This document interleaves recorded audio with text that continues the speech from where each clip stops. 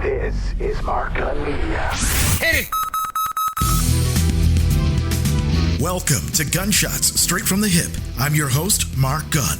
The views expressed on this program are those of the host and guests and not necessarily reflective of anyone or any entity associated with this broadcast.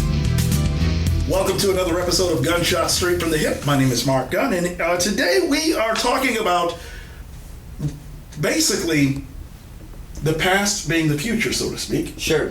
And my guest this afternoon, or my guest today, is Ron Schmidt, who is the executive producer of a project called This Field Looks Green to Me. Now, when I refer to the past being the future, this is a project that you've got in the works, but it's about a little-known Kentucky history. That's right. That's right. So the story takes place in Middlesboro, Kentucky, back in the early 50s. Mm-hmm.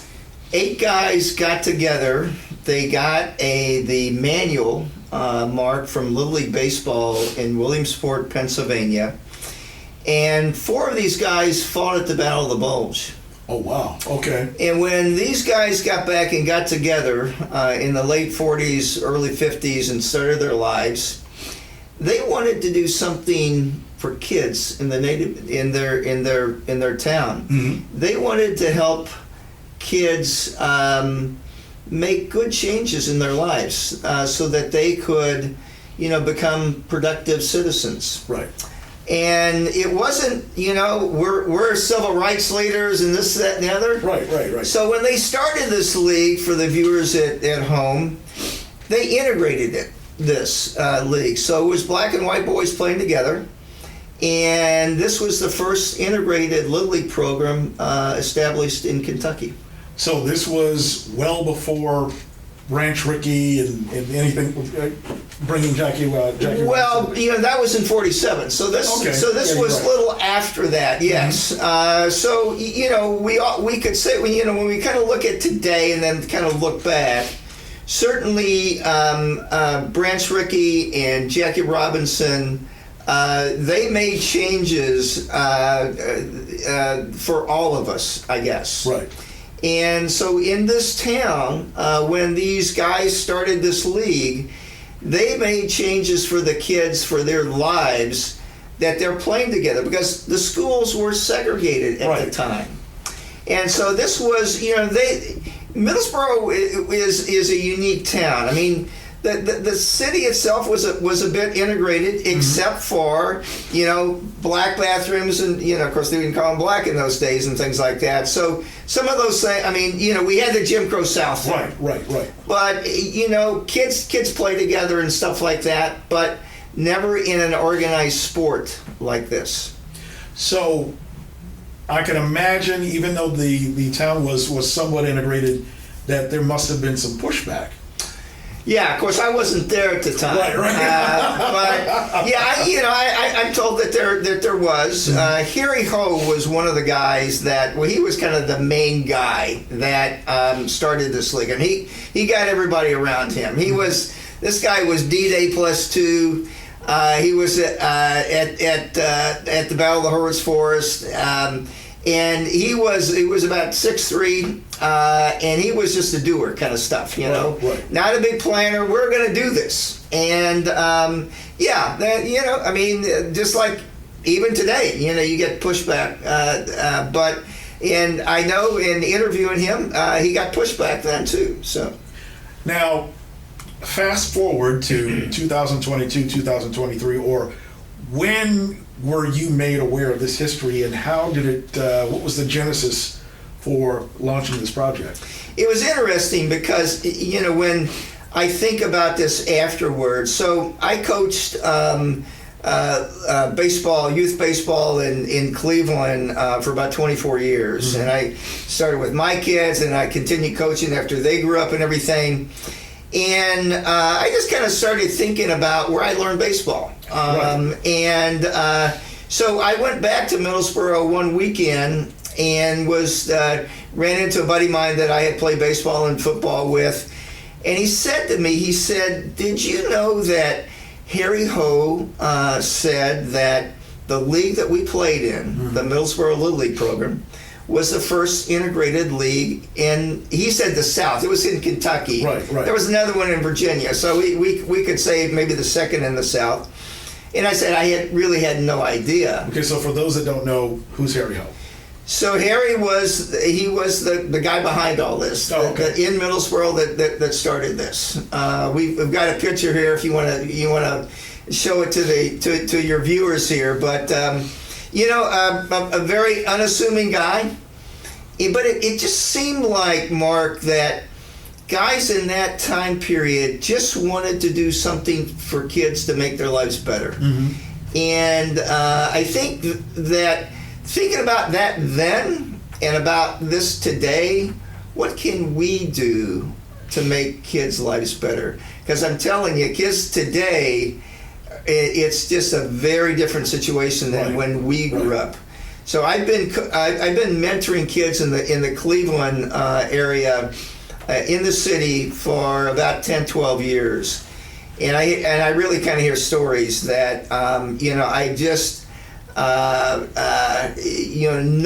that we as a society need to be aware of what they go through. Mm-hmm. And what their situations are, and we then need to also step up and say, what can we do, like these 8 men that started this league back in 1953. And part of the solution as to what we can do is to make sure that we have a true and accurate accounting of our history. And once again, we're talking with Ron Schmidt, who's the executive producer of This Field Looks Green to Me. It's an upcoming project. And this is a history that, to your point, a lot of stories were told, but it's a history that wasn't really well known, right?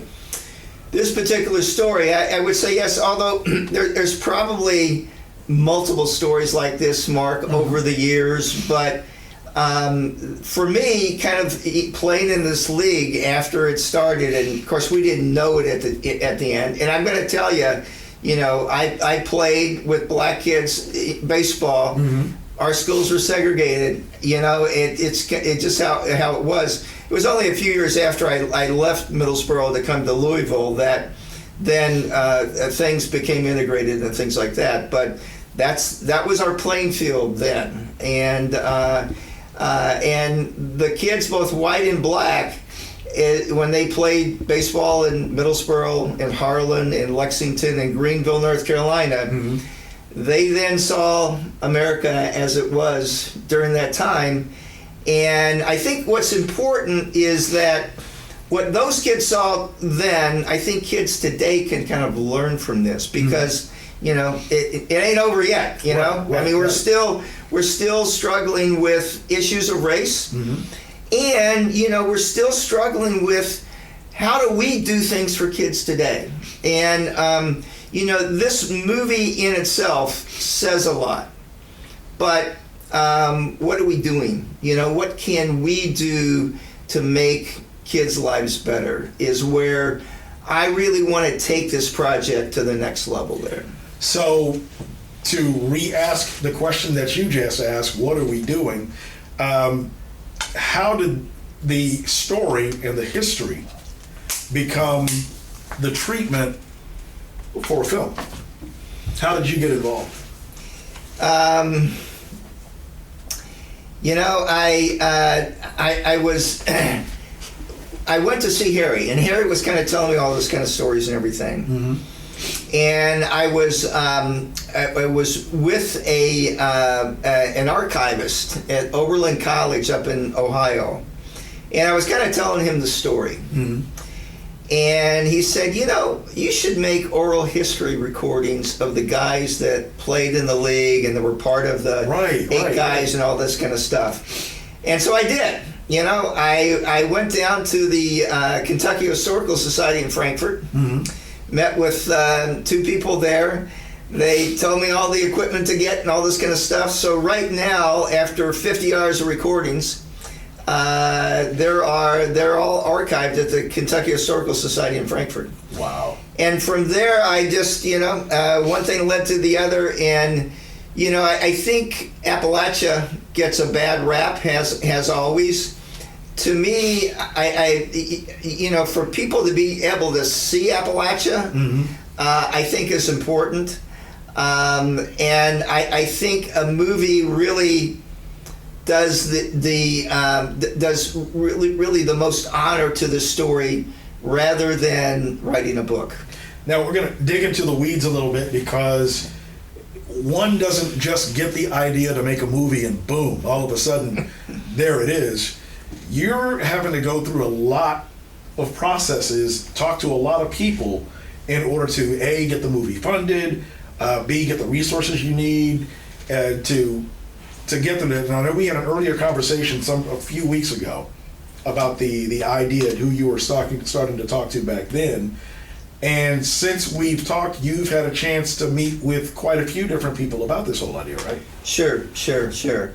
Let me just kind of go back to the steps. So, I was, we don't live by ourselves. We live in a community of people, and right. Communities, then generate projects and generate art and generate stories and things like that. So, talking to a friend, all this kind of stuff, got a book and, put down the script. It's a feature-length movie. It's 2 hours. Mm-hmm. And from that was stories of the baseball team itself. I wanted for the audience to really be able, and really for kids, to really be able to connect. So I chose 3 kids. One is a black boy, the other's a white boy. They played on this championship team that won the Kentucky State tournament. And then one is a girl. I fictionalized her. Oh, okay. Her name is Sadie Mae. So it's Jaybird, Charlie, and Sadie Mae. Mm-hmm. Sadie Mae's fictionalized. I didn't know her, but I knew her father, so to speak. Right. So her father is a real person in this movie. But I think, Mark, that anything that you do to get people to, kind of start believing, being able to empathize, mm-hmm. being able to kind of connect with that story and connecting with people today, you need to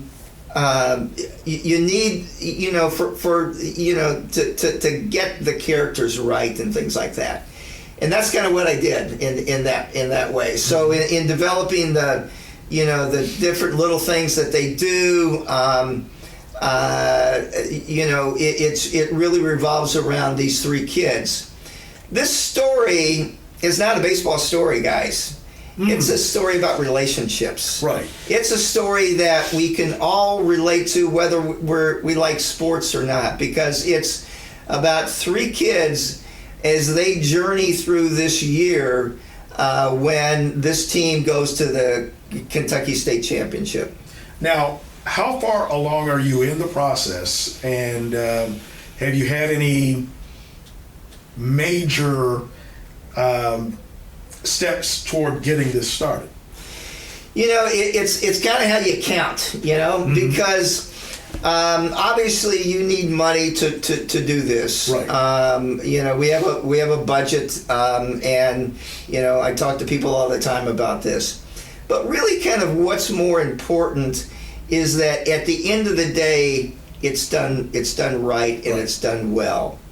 And again, a buddy of mine's, his mom always said, "So what?" So my buddy is a Presbyterian minister, mm-hmm. and when he wrote his first sermon, his mom read it, and she said, "So what? So what do you want me to do?"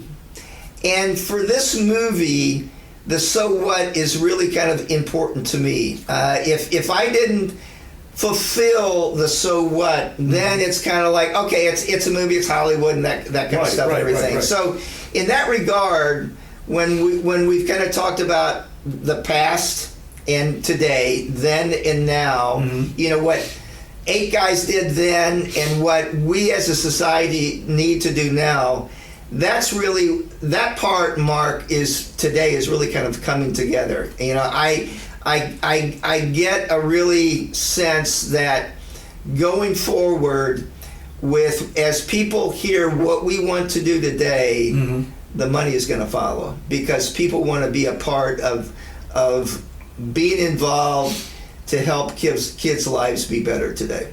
So we're going to play a little fantasy booking as far as the cast. So if budget was no object, have you thought about any actors or actresses that you want in particular roles? Yeah, of course. We got mostly kids, right? Obviously, but there is a narrator in this.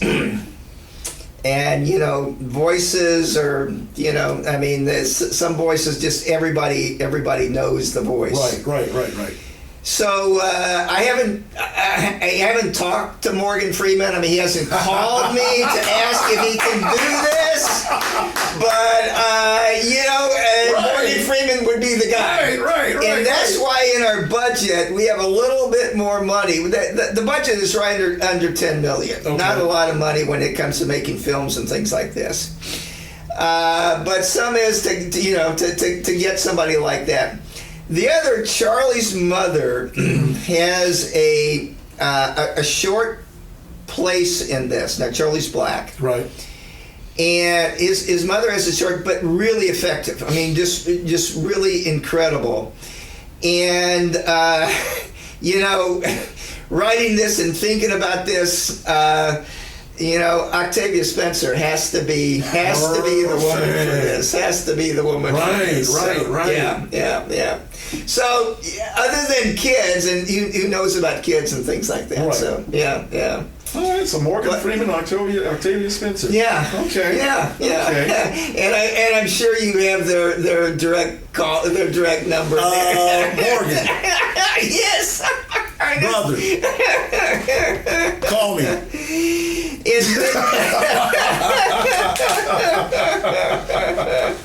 All right, so the process is going, money's being raised, you're talking to a lot of people.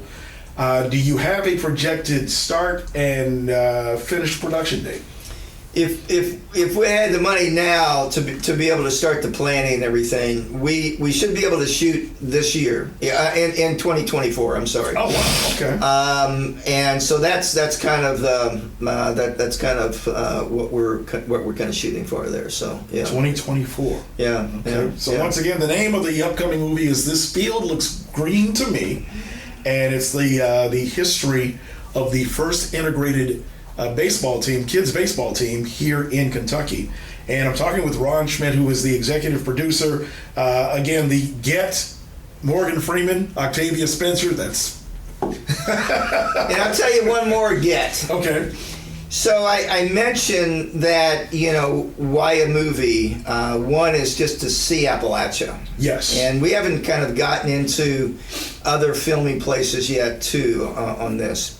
But music is also really, really important to this. Any movie that you see, usually you hear the music before you see anything. Exactly. And if that music doesn't grasp you, then then people turn it off. They click away or whatever. Well, I was privileged, so to speak, to see Mavis Staples sing, of the Staples Singers, her daddy and then her and her sister.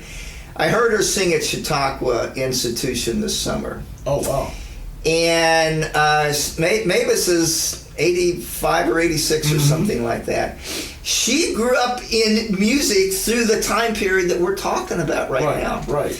And not only would I like her to be a part of this, but I would like her to mentor one of the kids that I mentored, not on the music side, but I mentored him since 8th grade, and now he's in his 3rd year at Oberlin Conservatory, playing classical music, or classical guitar, I'm sorry.